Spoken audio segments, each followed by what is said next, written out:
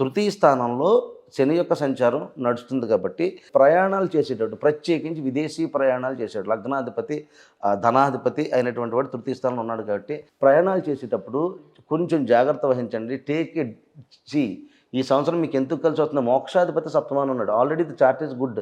Only thing is మీరు టైంకి పడుకుంటారు బాబు. మీరు మకర రాశులు పడుకోరు నాయన, రెస్ట్ లేదు అసలు, నిద్ర ఉండదు. ఫిజికలీ అస్సలు రెస్టే సో లేదు. మకర రాశికి అసలు నిద్ర ఉండదు. చాలా టైర్డ్ అయిపోతారు. మీరు లైఫ్లోనే టైర్డ్ అయిపోయి ఉంటారు. సో అంచేత ఈ సంవత్సరం పీస్ఫుల్ నిద్ర తీసుకోవడమే పెద్ద రెమెడీ మీకు. మనశ్శాంతిగా పడుకోండి. ఎందుకంటే కీర్తి ఉంది, ధనం ఉంది, అదృష్టవంతులతో కలయికలు ఉన్నాయి, పెద్ద మనుషులతో కలయికలు ఉన్నాయి. ఇది కాకుండా రెండో స్థానంలో రాహు ఉన్నాడు, ధనాన్ని తెచ్చి పెడతాడు. అష్టమంలో కేతు ఉన్నా కొంచెం మళ్ళీ హెల్త్ పరంగా జాగ్రత్తగా ఉండండి. ఇది ఒక్కటి సరిపోదు. మిగతా ఏ గ్రహాలు మారట్లేదు.